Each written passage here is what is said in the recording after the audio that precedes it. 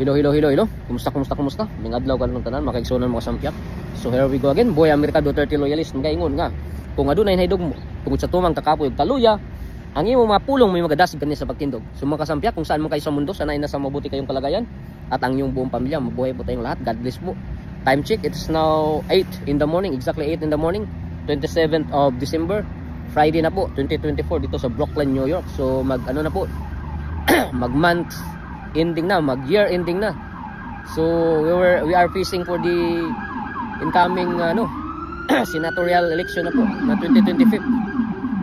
So mga kasampyak, kayo mulit-muli kung inanyaya na magsampyak man itong Muntikong channel. So ano bang pwede nating pag-uusapan? So alam naman natin yung mga kaganapan, mga pangyayari dyan sa Pilipinas, ang lahat ng mga ito orchestrated para pabagsakin ang mga Duterte ng mga detractors nila. Kasi ang lahat ng mga ito ay demolition job talaga. So ano ba talaga ang main topic natin ngayon? So alam naman natin na yung mga about sa PhilHealth issues, mga ganun. So ngayon may may mas mainit-init pa. Itong ngayon na itong 117 billion ng PDIC or Philippine Deposit Insurance Corporation na kinuha ng Department of Finance.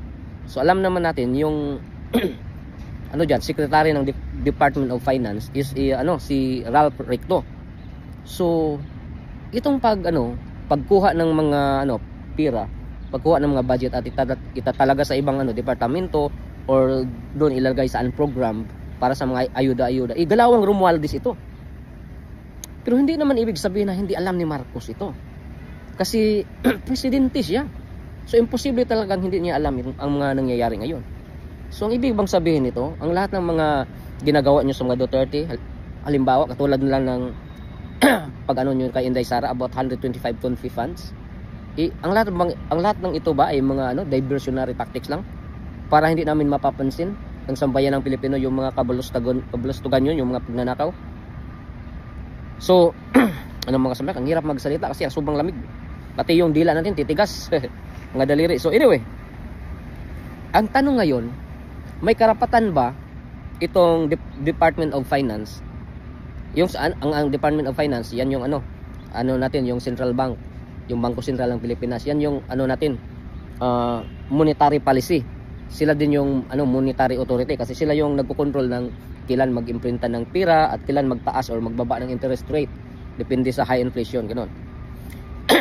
So ngayon, ang tanong, yung Department of Finance, may karapatan ba talaga na kukunin yung pira ng PDIC? Ganoon. Ang sagot, no. It's unconstitutional. Bawal yan sa batas. Ganoon. So ang pwede lang gagawin ng Department of Finance, it can only support a legislative measure that would allow the PDIC to adjust its maximum deposit insurance coverage based on economic indicators. Yan yung sinasabi ko sa inyo na pwede lang itong Department of Finance na charter legislation, gano'n. Kung baga may written legal document na magbalangkas sila ng magbatas na pwede nilang i-endorse na yung mga coverage nyo, halimbawa ngayon 500,000, pwedeng ibaba natin 300,000 or taasan pa natin sa 500,000. Yan lang yung pwedeng magagawa ng Department of Finance. Hindi yung kukunin nila yung budget at itatalaga sa ang program or sa mga ibang departamento. Wala yan. Bawal yan. So alam naman natin yung bona fide members yan, 500,000 yan sa sa PDIC, or yun yung tinatawag na in a good faith. Kung baga covered ka pag may 500,000 ka pataas. So any banks na covered yan ng under yan ng PDIC. Kung baga yan yung na talaga nila, yung check and balance. So ano ba talaga ang core function ng PDIC? Ano lang naman, mag-insure ng mga deposits at saka mag-liquidate. Halimbawa, masarado yung bangko. So ang gagawin ng PDIC, siguraduhin nila na may pira silang may allocate na nanggaling sa Deposit Insurance Fund. So babayaran nila, halimbawa yung 117 billion galing yun sa Deposit Insurance Fund, ganun. Ba't nila kinuha? So mamiligro itong bangko na walang liquidity sila, wala silang mga gasto, magagamit. Halimbawa, masara yung bangko. So yung mga members, yung 500,000 pataas na mga claimants, babayaran nila yon, tapos sila na yung mag-liquidate sa bangko na nasara o na bankrupt na bangko. Yung mga assets and liabilities, sila yung ano yun, mamamahala doon, sila na bahala doon. Ganon. Kasi dapat din nila na maibalik din yung ano, binayad nila, ganon, sa members, ganon. So, itong PDIC, ano bang ang paano ba sila ano kumita itong PDIC? PDIC makes money by collecting annual assessment from banks, a flat rate of 1% if I'm not mistaken. So yung assessment nila doon sa annually sa mga membro, mayroon silang 1%, So itong PDIC din covers all banks in the Philippines that are licensed by the Bangko Sentral ng Pilipinas. Yung mga may license na under ng Bangko Sentral ng Pilipinas. Pero naman sa katotohanan naman all banks operating in the Philippines are mandatory or compulsory talaga na magpa-undergo ng PDIC. Kumbaga ito yung checks and balance na sinasabi ko. So sino ba itong mga bangkong ito? Yung katulad ng mga commercial banks, commercial, mga business, ganun. Itong mga savings banks, halimbawa katulad natin yung mga empleyado, meron tayong every payday naka-automate papunta sa savings, or pwedeng manual natin automatic doon sa natin yung checking account, tapos tayo na yung magtatalaga ilan or magkano yung ipupunta doon sa sa savings natin, yon. Tapos mortgage banks, halimbawa yung mga bangko na nagpapahiram, halimbawa kukuha ka ng sasakyan or bahay at lupa, so may hulugan ka, yan, mortgage bank. Tapos stock, savings and loan associations, savings and loan associations ito, at saka stocks, yung mga sa stock market, gano'n. Tapos pahiram, gano'n. Development banks, mga halimbawa mga agribusiness, agricultural, gano'n. Rural banks, parang gano'n rin, katulad pa rin to ng development banks.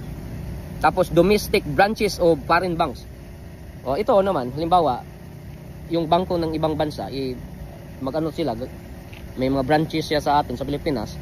Ang mangyayari dyan, 60% nung stocks nila pagmamayari ng Philippine citizen ng Pinoy talaga sa atin. Kumbaga 40% lang yung sa kanila.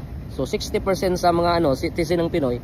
So ang mangyayari diyan, yung rightful owner talaga, yung mga magtatalaga ng mga board of directors, mga mga officials diyan, dapat nanggagaling sa Pilipino, ganoon. Yan yung ibig sabihin niyan. Tapos sinabi din na not covered daw ng PDIC yung mga halimbawa nanakaw, pag mayroon ding civil war, or nasunog yung bangko, ganun siguro, ganun. Pero hindi naman siguro na may kukulang batas siguro ito.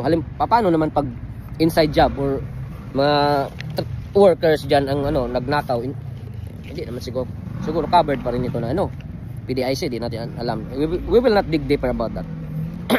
So ngayon ang tanong ko, ang lahat ng mga nangyayari ngayon, ito ba orchestrated ba ito sa or ba talaga to ginagawa ito para diversionary tactics, para makalimutan natin or hindi natin mapansin yung mga nakawan ng mga administrasyon ngayon, di ba?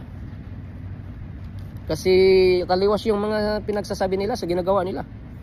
Tapos ngayon busy tayo at gusto nating patalsikin si Inday Sara, gusto nating ma-impeach dahil sa 125 million na confi funds niya na sinabi na may anomaly daw.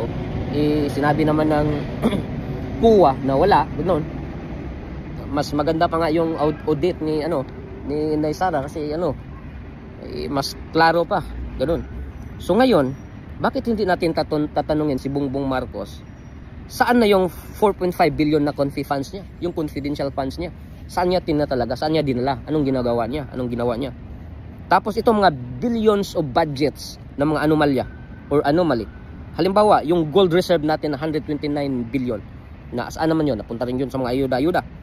Tapos yung Maharlika Investment Funds na 250 billion. Anong nangyari nun? Kasi alam naman natin, kinuha yun sa GSIS. Kinuha na yun sa SSS. Kinuha sa Land Bank of the Philippines.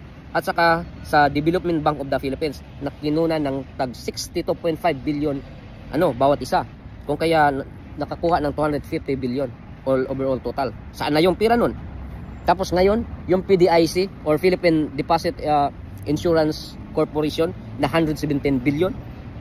Tapos yung PhilHealth na 89.9 billion. Yung flood control program ni Marcos na 500 billion. At yung kalukuhan sa loto na hindi natin malalaman kung ilang mga milyones or bilyones na yun yung mga pinapanalo dyan sa loto. At saka yung utang sa World Bank para sa sa health system for in rural areas na tumataginting lang naman na 28.7 billion. So we have the staggering of 1,306.6 billion yung dapat sasagutin mo BBM. So ngayon, anong masasabi natin dito? Busy tayo pabagsakin itong mga Duterte, i-impeach si Inday Sara, pero happy tayo. Alam nyo, nag-vlog ako last time, if I'm not mistaken, a month ago, about na kasi pag-isip ko talaga, kasi done deal na talaga itong impeachment trial niya Inday Sara. Nasabi ko sa isang vlog ko last time na pag ito mangyayari talaga ito, for sure yung tatayong legal counsel diyan ni Inday Sara, for sure ako si Tatay Digong talaga yan, at saka baka isasama si Sal Panilo. So hindi talaga ako nagkamali. Yan yung sinabi ni Inday Sara ngayong bago pa lang na nag-offer daw si Tatay Digong na tatayong legal counsel niya diyan sa sa impeachment trial ni Inday Sara. So napakaganda ito kasi ito, trial of the century. Diyan natin malalaman kung sino yung buplaks diyan sa trial. Makikita talaga natin kasi alam naman natin pag si Tatay Digong malakas yung arrive niyan lawyer for talaga yan, long time, tapos naging prosecutor for 9 years. Ang hirap magsasalita mga kasampiya ko. Tumitigas pati yung dila ko. Sobrang lamig. So, kung baga si Tatay Digong seasoned talaga yan. Seasoned fighter talaga yan. Hindi nyo talaga yan pwedeng mabasta-basta. Hindi nyo kayang ma-small yan si Tatay Digong. Kung baga, para malalaman din ng taong bayan, para mapahiya itong mga kalaban. Para malalaman talaga kung saan ba talaga, kung sa Bisaya ba, asan yung katag talaga. So anyway mga kasampiyak, hanggang dito lang muna. Tayo laging magmamasid, laging magdarasal. Idasal natin itong mga Duterte na patuloy yung gabayan. Kasi last hope na lang talaga natin itong mga Duterte. Last say natin. Kasi wala na, lahat nababayaran. Itong mga Duterte lang talaga, proven and tested. Before and then. At this current talaga, at this present na walang nakawan, wala. Yung iba wala, puro bayad yan, puro bayaran, nabayaran yung mga kaluluwa nila. So anyway, magandang umaga sa ating lahat. God bless po. Maraming salamat.